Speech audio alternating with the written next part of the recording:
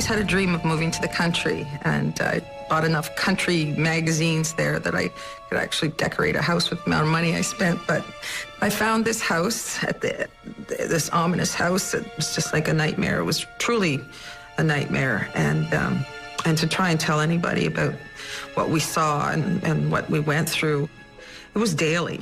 Like, it wasn't just, oh, we saw a couple ghosts, but every day there'd be something. Home renovations, we've all done them. But what if they involve more than drywall and paint? What if behind the walls we knock down, there are dark forces just waiting to be set free? Hi, I'm Lawrence Chow. Today we meet Kingston area residents Catherine and Dave, who believe their ghostly encounters were the direct result of home renovations. Catherine Robson dreams of moving to the country, and while she knows all about designing a country home, Catherine knows nothing at all about ghosts. But the terrifying experiences she faces in her new house are about to make her an expert. When I went to the house, it needed a lot of work, so I thought, well, a fixer-upper, and I had visions of what it could look like.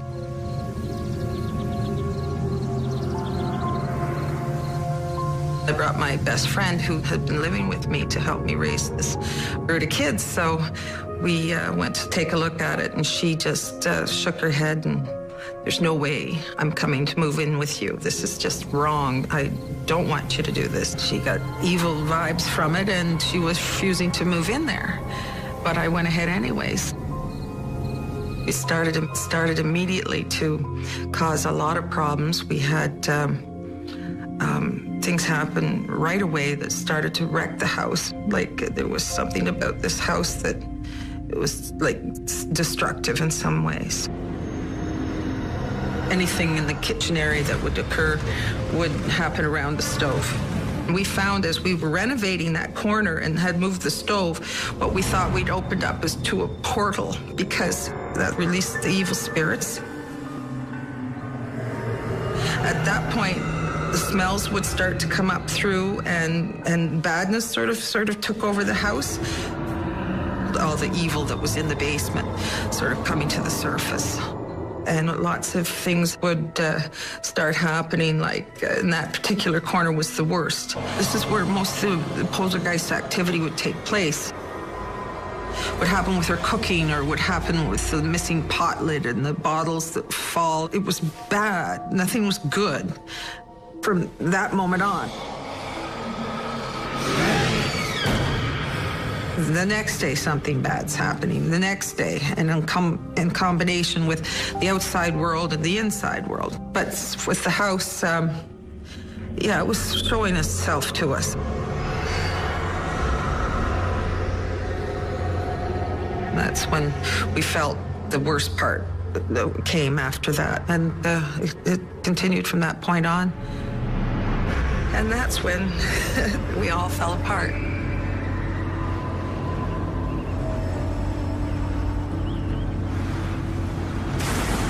We would hear doors slam up the stairs, just like if a wind had shut the door. But there was no wind. There was no reason for anything to shut. They didn't shut like that normally. Happened during the day when nobody was up there. The kids were all at school, and this is what would happen. It was nothing like wind, so go up there and nothing's changed. It's still. This had never happened to me before. I'd never seen ghosts. I didn't believe in all of this, nonsense is what I thought it was, until, my friend and I would be sitting at this big kitchen table there.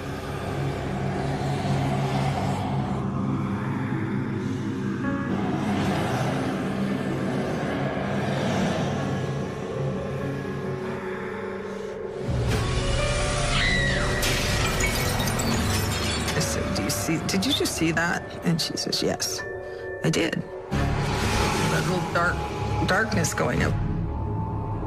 Every day we'd see a little bit of something scoop, like it was black, around the kitchen.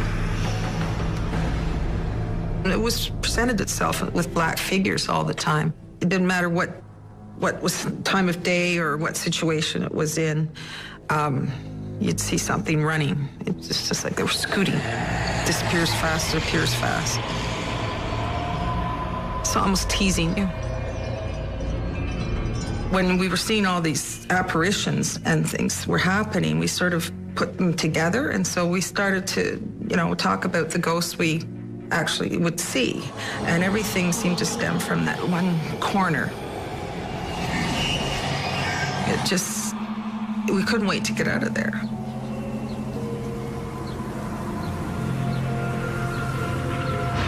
I was going up to my son's room, and I don't know what I was going in there for. The door was shut, and then when I opened it,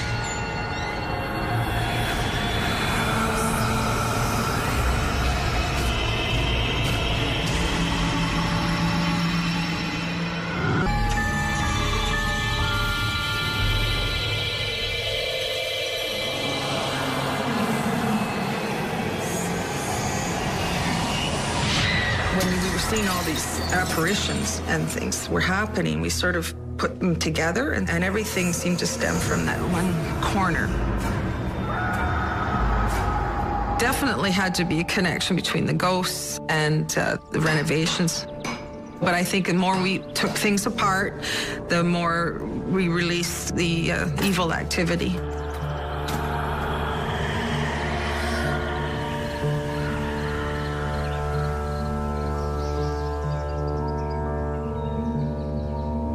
I was going up to my son's room, and I don't know what I was going in there for.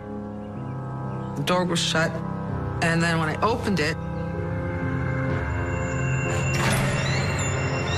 I saw the ghost, and it was of a woman.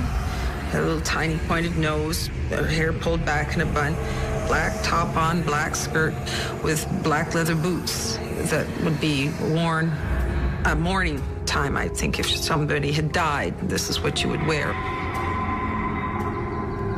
You're in shock when you first see something like that, but at the same time, you can take in the features, like, just as if you saw something really quickly. As I speak, I can see her in my mind. She was a real person. Everything was in place. Nothing was out of the ordinary, except that she was not supposed to be there. I saw her move about a yard, and she was just like somebody was moving a figure that was alive and carrying it through the room. It's really hard when you see something like that to really think, well, I did see it. I know I saw it. And so when that happens, and all the things that come back to you from all the ghost stories in your life, then you think, oh my goodness, this must be what people are talking about. Then I just went down to report it because I had to tell somebody what I just saw. We had our friend over, lived next door in another farm. He'd grown up there, actually, wasn't living there now. And we said, well, we think the place is haunted. And that's when we started to talk about the ghosts and everything. And I saw this and that and everything. Oh, that must be Myrtle. Having described the size of her and what she looked like, then there's no question, because he'd met her. He was a child when she was around. And turned out that she was this matriarch of the family back then, and sat at the head table and would swing her little legs underneath and drink beer after beer and order the whole place around, and she wasn't very well liked. I just know that she must have had a lot to do with a lot of the activity up and around the stove. I decided that the place was evil and I was going to burn everything that represented evil. I'm an artist, and I've done a lot of portraits over the years, and I had some that I'd kept and put them in the garage sort of to make it look kind of funky to sit out, but they started to show signs of tampering with. We started noticing little holes, and it just felt wrong. So I burned them. It was a very still night. And I would hear a lot of commotion in the fields, like things were walking around, but I felt safe by the fire. So I felt that was part of the cleansing process, is to get rid of the things that somebody didn't like. Something didn't want us there, and we didn't want to be there, and lost an awful lot of time, energy, money, just left and Nothing, I've never seen anything, ghosts or anything, spirits like that, or, you know, in the modern home that we're in. It was just like a nightmare. It was truly a nightmare. Our experts tell us the idea of a portal is common in shamanic cultures. The shaman uses it to journey to the other world. Catherine believes the hole in her kitchen floor is a portal to the world of evil spirits. Through it, they enter the house, attack her and her family, and corrupt the portraits. And so burning the portraits is an act of purification that banishes evil by destroying the object it has become a part of. As an adult, Catherine's beliefs help her make sense of her experience. But as a young boy, Dave Harrington's spiritual ideas are barely formed, and that makes his ghostly encounter even more confusing. My parents had me when they were very young, so you know, we started out really not having a lot of money. Parents lived in an apartment for a few years. Eventually, they saved up enough money to buy a house just out of town. Hadn't been lived in for at least 30 years, from what we understand. I think at the time that we moved in, it was about 150 years old. Most of the house was, you know, definitely run down from not being lived in and really not being looked after. But structurally, I think it was pretty sound, and that was what my dad was looking for. My dad's very handy, so he wanted something that was definitely going to be a project that he could build on. There was just 2 bedrooms up in the upstairs, so my sister and I had to share a bedroom just for the first little while until my dad built an addition over top of the kitchen. Everything seemed to start right when we started renovating the house, and they sort of progressively got more intense, I guess, as it went on. Some of the first things we started to hear, I guess mostly, once we started working on the house, which was pretty much right away, that iron grate in the floor would just constantly clunk all night long. And the only time it would ever make a noise is if you ever walked over top of it. That's the noise it would make. Once it started, I mean, you'd get up, you'd turn the light on, be like, what's going on? No noise. Turn the light off, go back into bed, 5-10 minutes later, do it again. Yeah, it was really odd. We also heard a baby crying in the house. One afternoon, my mom and I both heard it.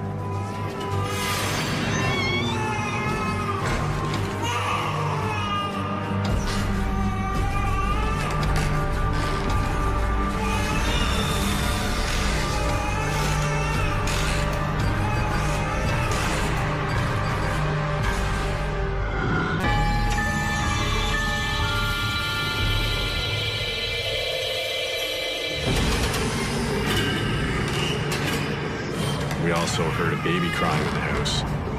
One afternoon, my mom and I both heard it, and, you know, it would come and go, so we'd hear it cry, and then it would stop for a bit, and we'd look around, and then we'd hear it cry again, and then we'd look around some more, so we looked everywhere. We just could not really pinpoint where it was coming from, but we were constantly hearing it.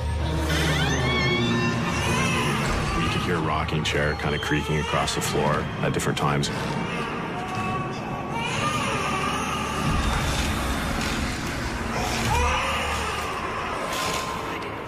And we would hear that during the day. Like, that wasn't just a nighttime thing, that was a during the day thing. We would hear that quite a bit through the day. My grandpa had a rocking chair, and it sounded exactly like that. It's just kind of, you know, rocking back and forth on a wooden floor. So there was definitely, it felt to us anyways, that there was something there going on. Things started to progress a little bit more. We'd find stuff out of place all the time. You'd know for sure that you put something on the counter, and then, you know, you'd find it like in the middle of the room. There seemed to be more dishes. Dishes we would find out of place a lot more often than anything else. Most of the time, my sister and I would get up at the same time, and, you know, we'd go downstairs and turn on the TV to watch cartoons. We'd get to the bottom of the stairs, and we'd kind of just both stop.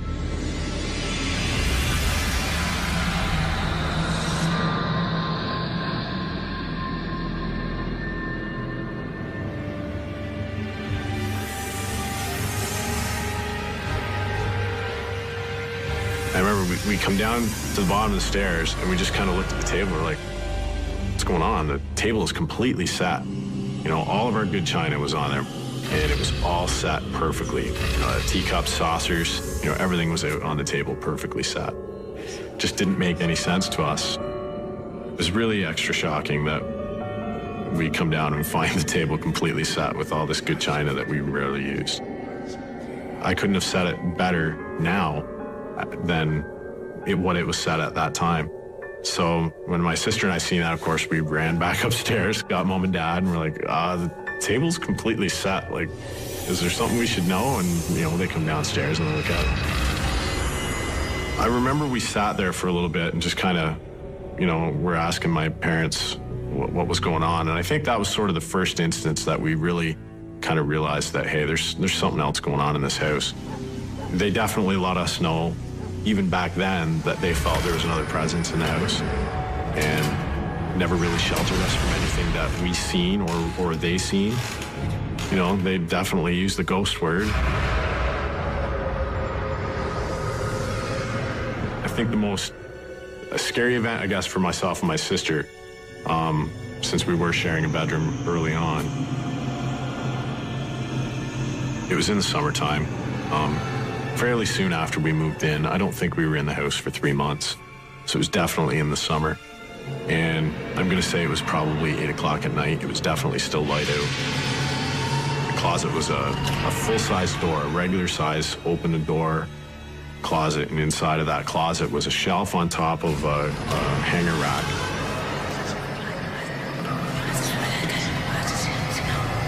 And I remember just laying in bed, and all of a sudden we heard a crash from that closet. Everything crashed down. It made a huge noise, loud enough that my mom and dad heard it in the bottom floor. Dad come running upstairs, thought, you know, maybe we were into something, doing something we shouldn't have been doing because we were supposed to be in bed. And all my sister and I could do was point towards the closet.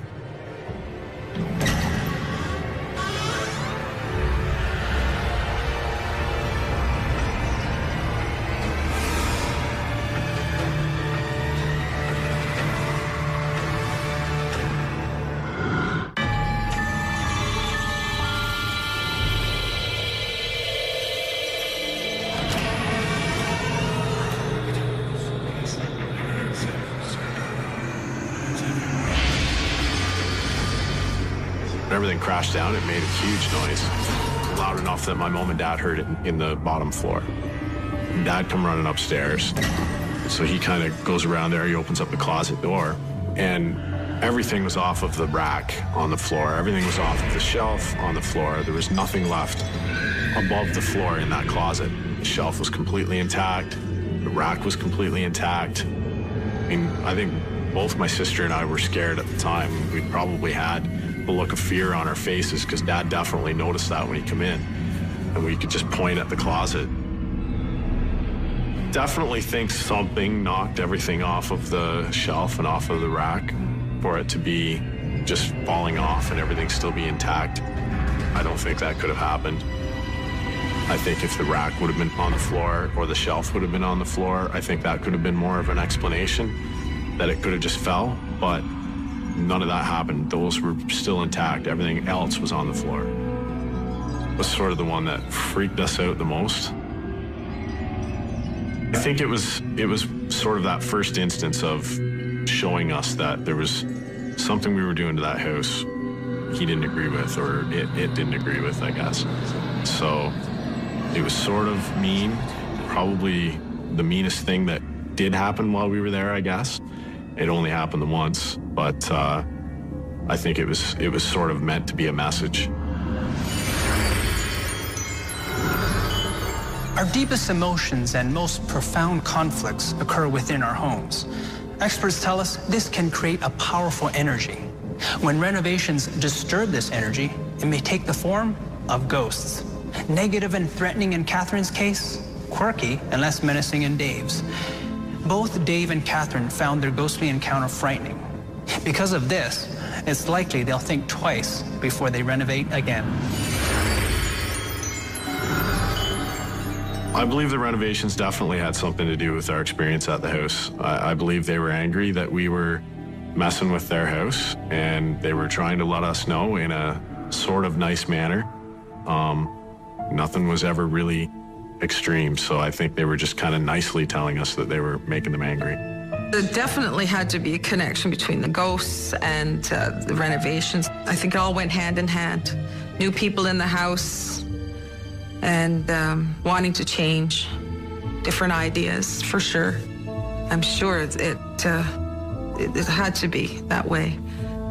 And it was enough to drive us away.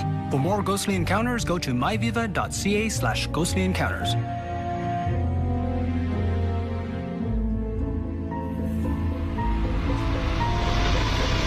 Release the evil spirits.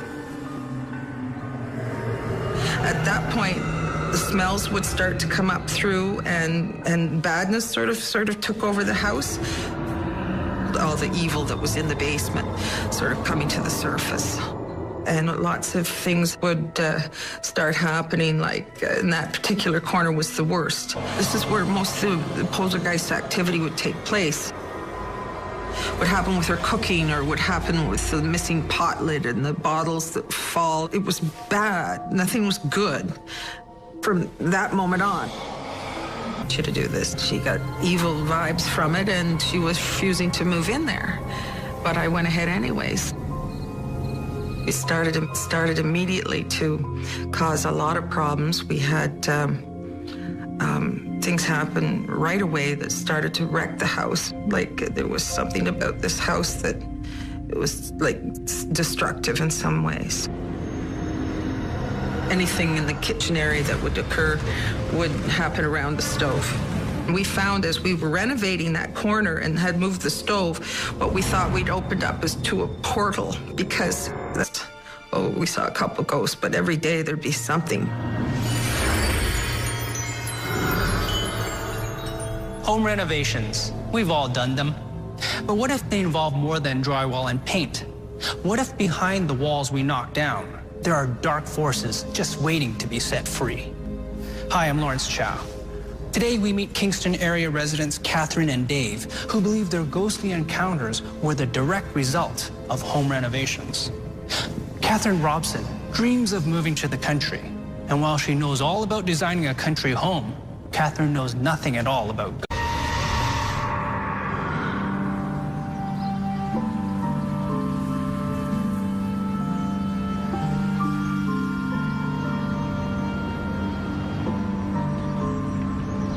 I always had a dream of moving to the country, and I bought enough country magazines there that I could actually decorate a house with the amount of money I spent. But I found this house, this ominous house. It was just like a nightmare. It was truly a nightmare. And to try and tell anybody about what we saw and what we went through, it was daily. Like, it wasn't just ghosts.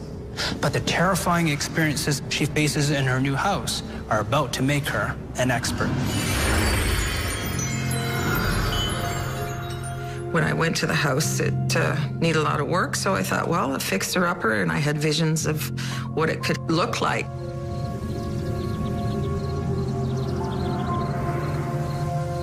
I brought my best friend who had been living with me to help me raise this brood of kids, so we went to take a look at it, and she just shook her head, and there's no way I'm coming to move in with you. This is just wrong. I don't want